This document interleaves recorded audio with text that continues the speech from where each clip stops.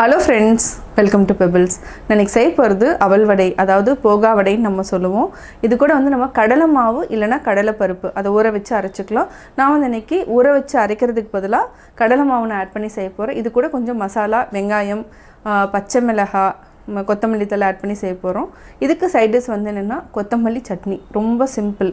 அதாவது கொத்தமல்லி, பச்சை மிளகாய், கொஞ்சமாக நம்ம பொட்டுக்கடலை இல்லைனா நடக்கடலை யூஸ் பண்ணி செய்ய போகிறோம். வாங்க எப்படி செய்கிறதுன்னு பார்க்கலாம். நம்ம சட்னி செஞ்சுக்கலாம். அவல் வடை செய்கிறதுக்கு முன்னாடியே கொஞ்சம் சட்னி ரெடி பண்ணி வச்சுக்கலாம். இதுக்கு 1 டேபிள் ஸ்பூன் சீரகம், இஞ்சி ஒரு துண்டு எடுத்துருக்கிறேன். இது கூட 4 பச்சை மிளகாய் போட்டுக்கலாம். இதை கட் பண்ணி போட்டுக்கலாம். இது கூட 1.5 டேபிள் ஸ்பூன் அளவுக்கு நம்ம பொட்டுக்கடலை ஆட் பண்ணிக்கலாம். இப்போ பச்சை மிளகாயும் நான் ஆட் பண்ணிடுறேன்.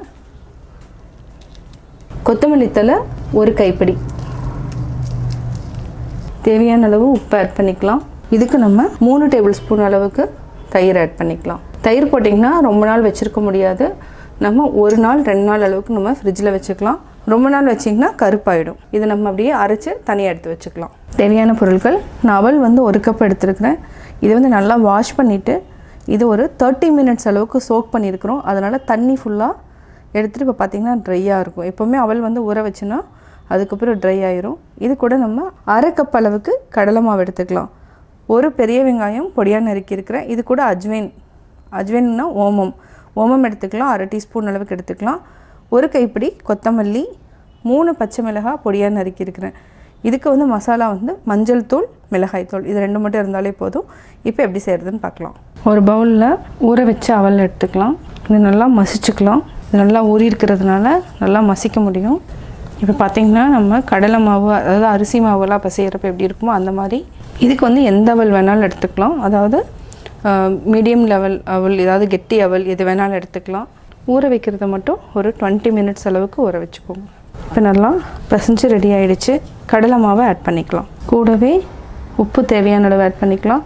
வேணுன்னா பார்த்து போட்டுக்கலாம். பச்சை மிளகாய், இது கலர் நல்லாயிருக்கும். அதாவது வடை செய்கிறப்போ எல்லோ கலரில் இருக்கும். அதுக்காக நான் மஞ்சள் தூள் ஆட் பண்ணியிருக்கேன். கொத்தமல்லி, இது கூட நம்ம கீரை இருந்தாலும் ஆட் பண்ணிக்கலாம். வெங்காயம் ஆப்ஷனல் தான். கடலை மாவு ஃபஸ்ட்டு பாதி அளவுக்கு ஆட் பண்ணிக்கலாம். தேவைன்னா ஆட் பண்ணிக்கலாம் மீதி. இது கூட நீங்கள் முருங்கைக்கீரை கூட ஆட் பண்ணிங்கன்னா இன்னும் நல்லாயிருக்கும். முருங்கைக்கீரை, பாலக்கீரை எது வேணாலும் ஆட் பண்ணிக்கலாம். கொஞ்சமாக தண்ணி விட்டுக்கலாம், ரொம்ப வேண்டாம். ஓமம் டைஜஷனுக்காக நான் ஆட் பண்ணுறேன். பெருங்காயம் இல்லைனா ஓமம், 2ல் எது வேணாலும் ஆட் பண்ணிக்கலாம். நான் இன்றைக்கி ஓமம் ஆட் பண்ணியிருக்கிறேன். இதை க்ரஷ் பண்ணி தான் வச்சுருக்கேன். இதுக்கு கொஞ்சம் ஆயில் கொதிக்க வச்சுட்டு ஒரு 3 டேபிள் ஸ்பூன் ஆட் பண்ணணும். ஃபஸ்ட்டு ஆயில் கொதிக்க வச்சுக்கலாம். அது வரைக்கும் உருட்டும். ஆயில் கொதிக்க ஆரம்பிச்சிருச்சு. இதை நம்ம ஆட் பண்ணிக்கலாம். ஒரு 3 டேபிள் ஸ்பூன் அளவுக்கு ஆட் பண்ணிக்கலாம். இப்போ டோ ரெடி ஆகிடுச்சு. இப்போ நம்ம சின்ன சின்ன உருண்டைகளாக பிடிச்சிக்கலாம். இந்த மாதிரி உருண்டைகளாக பிடிச்சிக்கலாம். இதே மாதிரி எல்லாத்தையும் நம்ம உருண்டைகளாக பிடிச்சி எடுத்துக்கலாம். இப்போது உருண்டை ரெடி பண்ணிட்டோம். கையில் எண்ணெய் தடவிக்கலாம். கையில் எண்ணெய் தடவிட்டு இதை அப்படியே வச்சு லைட்டாக ப்ரெஸ் பண்ணுங்கள். இந்த மாதிரி கரெக்டாக ஷேப் பண்ணிக்கோங்க. இதே மாதிரியே நம்ம எல்லாத்தையுமே பிடிச்சி வச்சுக்கலாம். இப்போ நம்ம ஆயில் ஊற்றிட்டோம். இது என்னென்னா டீப் ஃப்ரை தான் பண்ண போகிறோம். இந்த மாதிரி பேன் இருந்துச்சுன்னா கம்மியாக ஆயில் விட்டு ஃப்ரை பண்ணிக்கலாம். அகலமான பேன் இருந்துச்சுன்னா நம்ம இந்த மாதிரி 7 போட்டுக்கலாம். எண்ணெயும் நம்மளுக்கு கம்மி செலவு தான். அதாவது கடாய் எடுத்தனா நம்ம நிறைய எண்ணெய் ஊற்றணும். அதனால் நான் பேன் எடுத்துகிட்டு டீப் ஃப்ரை பண்ணிகிட்ருக்கேன். இது மார்னிங் டிஃபனுக்கும், அதாவது பிரேக்ஃபாஸ்ட்டுக்கும் ரொம்ப ஹெல்த்தியான ஸ்நாக். இது பொறுமையாக திருப்பி போட்டுக்கலாம். இன்னும் ஒரு நிமிஷம் வரைக்கும் வேகணும். பொன்னிறம் ஆயிடுச்சு. எண்ணெயை நல்லா வடிச்சிட்டு எடுத்துக்கலாம். இது ரொம்ப சிம்பிளாக, அதாவது அவல் இருந்தாலும் ஓகே, அவல் கடலை மாவு இருந்தாலும் ஓகே, இது 2 இருந்தாலே நம்ம ஒரு 5 மினிட்ஸில் நம்ம இந்த ஸ்நாக்ஸ் ரெடி பண்ணிடலாம். பட் அதை ஊறுற டைம் மட்டும் நம்ம 20 மினிட்ஸ் கிட்ட வேணும்.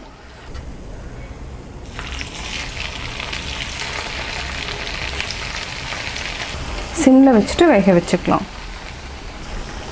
திருப்பி போட்டுக்கலாம். எண்ணெய் வடிச்சிட்டு எடுத்துக்கலாம். சுவையான அவல் வடை கொத்தமல்லி சட்னி ரெடி.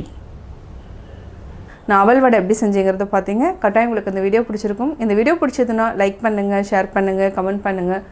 மறக்காமல் பெபிள்ஸ் தமிழ் சேனலையும் கோபி சுதா சேனலையும் சப்ஸ்கிரைப் பண்ணுங்கள்.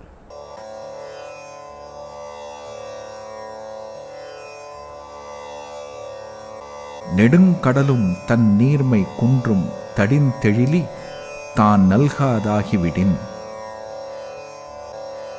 கடலில் உள்ள நீர் ஆவியாகி மேகமாகின்றது.